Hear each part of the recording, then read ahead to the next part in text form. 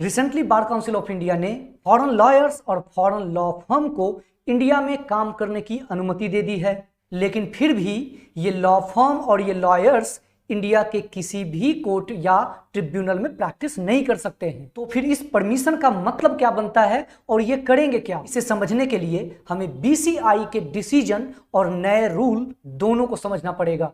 Actually BCI खुद ही पहले इन सभी लॉ फर्म्स को इंडिया में आने नहीं देना चाहती थी, लेकिन अब बीसीआई का कहना है कि फॉरेन लॉ फर्म्स और लॉयर्स को अलाउ करने से कंट्री में एफडीआई को एक नया आयाम मिलेगा और इंडिया एक इंटरनेशनल कॉमर्शियल आर्बिट्रेशन का हब बनेगा। इस नए रूल के अकॉर्डिंग अब फॉरेन लॉयर्स और फॉरेन लॉ फर्म बीसीआई में रजिस्टर्ड हो सकते हैं, लेकिन फिर भी ये लॉयर्स और ये लॉ फर्म्स इंडिया के किसी भी कोर्ट में किसी भी केस को लेकर अपीयर नहीं हो सकते हैं। ये सिर्फ नॉन लिटिजियस प्रैक्टिस जैसे कि joint venture, merger, intellectual property, contract drafting या इसी के जैसे दूसरे वर्क कर सकते हैं। इस नए रूल के अकॉर्डिंग इंडियन लॉयर्स भी फॉरेन लॉ फर्म के साथ काम कर सकते हैं, लेकिन सिर्फ और सिर्फ नॉन लिटिजियस मैटर में ही वो काम कर सकते हैं।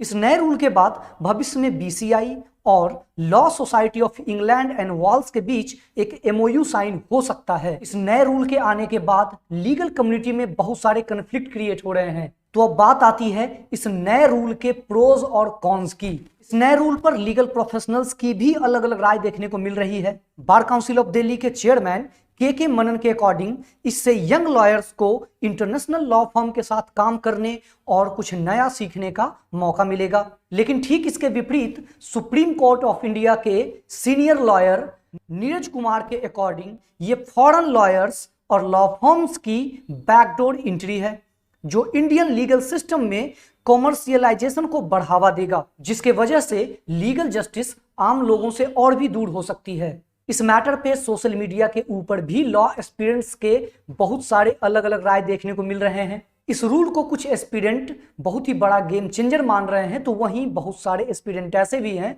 जो अपने कैरियर में इसे बहुत ही बड़ा हर्डल मान रहे हैं। और इस नए रूल के ऊपर आपकी क्या राय है वो आप हमें कमेंट बॉक्स में जरूर बताएं।